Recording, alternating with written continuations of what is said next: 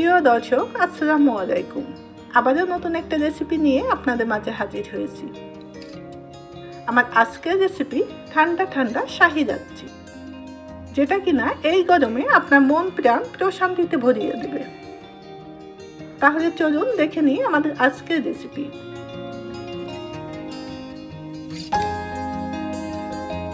লাচ্ছি তৈরি করার জন্য আমি এখানে মেজারমেন্ট কাপের 6 কাপ দুধ নিয়েছি।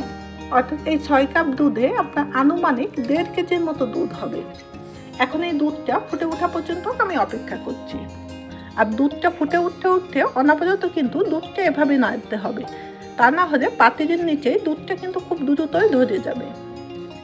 দুধটা যখন এরকম দেখবেন চারিপাশ থেকে ফুটে উঠেছে, তখন এর ভেতরে 4টা সবুজ এলাচ দিয়ে দিতে হবে। এতে করে কিন্তু লাচ্ছি থেকে খুব সুন্দর একটা ঘ্রাণ পাবেন। এখন গ্যাসটা মিডিয়ামের থেকে একটু কম করে দুধটা ঘন করে আমি অর্ধেকটা করে নিচ্ছি। অর্থাৎ 6 কাপ দুধকে আমি 3 কাপ করে নিচ্ছি। এদিকে আমি সামান্য একটু দুধের ভেতরে 1 চিমটি জাফরান একটু ভিজিয়ে রাখছি। এই জাফরানটা দেওয়ার জন্য লাচ্ছির কালারটা যেমন সুন্দর আসবে, তেমনই এর থেকে খুব সুন্দর একটা ঘ্রাণ আসবে এবং এর স্বাদটাও বহুগুণে বেড়ে যাবে। এবার এটাকে আমি এক সাইডে রেখে দিচ্ছি। প্রায় 15 মিনিট ধরে এটা ফুটিয়ে নেওয়ার পর দেখতেই পাচ্ছেন দুধের পরিমাণটা এখন আগের থেকে অনেকটাই কম হয়ে গিয়েছে এবং দুধটাও অনেকটা ঘন হয়ে এসেছে। এখন এর থেকে আমি গোটা এলাচটা উঠিয়ে নিচ্ছি। এটা উঠিয়ে নিয়ে এবার আমি এর ভেতরে চিনি দিয়ে দিচ্ছি 2 টেবিল চামচ। এই পর্যায়ে মিষ্টি কিন্তু খুব বেশি দিবেন না। লাচ্ছিটা যেহেতু আমি মিষ্টি দই দিয়ে তৈরি করব, তাই চিনির পরিমাণটা এই পর্যায়ে আমি একটু কম দিচ্ছি। যদি মিষ্টিটা কম মনে হয় তাহলে লাচ্ছি তৈরি করার সময় আরও কিছুটা চিনি অ্যাড করা যাবে। এখন এর ভেতরে সেই দুধে ভেজানো জাফরানটা আমি দিয়ে দিচ্ছি। এটা দিয়ে আমি দুধের সঙ্গে একটু মিশিয়ে আবারও ফুটে ওঠা পর্যন্ত অপেক্ষা করছি। আর প্যানের চারিপাশের শটটা কিন্তু এক জায়গায় গুছিয়ে এটা দুধের সঙ্গে মিশিয়ে দিতে হবে। দুধটা ফুটে উঠেছে, এবার আমি গ্যাসটা বন্ধ করে দিচ্ছি এবং দুধটা সম্পূর্ণ ঠান্ডা করে আমি এটা ডিপ ফ্রিজে রেখে দেব 2 ঘন্টার জন্য। ফিরে আসছি দুধটা ঠান্ডা হওয়ার পর। দুধটা ঠান্ডা হওয়ার পর আমি ফিরে এসেছি। একটু চামচ দিয়ে উঠিয়ে আমি আপনাদেরকে দেখিয়ে দিচ্ছি।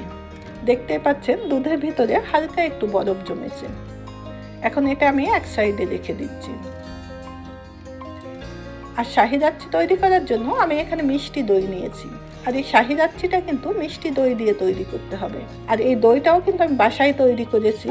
আর এই দই থেকে আমি কিছুটা দই কিন্তু আগেই উঠিয়ে নিয়েছি। তারপরেও দেখতে পাচ্ছেন দইয়ের উপরে কিন্তু খুব বেশি একটা পানি জমেনি।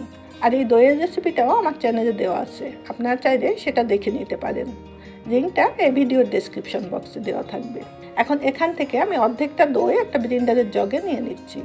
যদি মেজারমেন্ট কাপ দিয়ে মেপে নেন তাহলে এখানে আমি প্রায় 2 কাপের মতো দই নিয়েছি।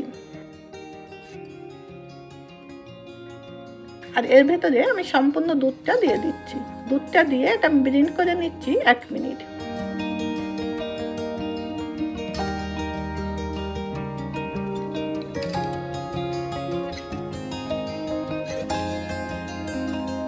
এক মিনিট ব্লেন্ড করে নিয়ে লাচ্ছিটা একটু চেক করে দেখে নেবেন মিষ্টিটা ঠিক আছে কিনা।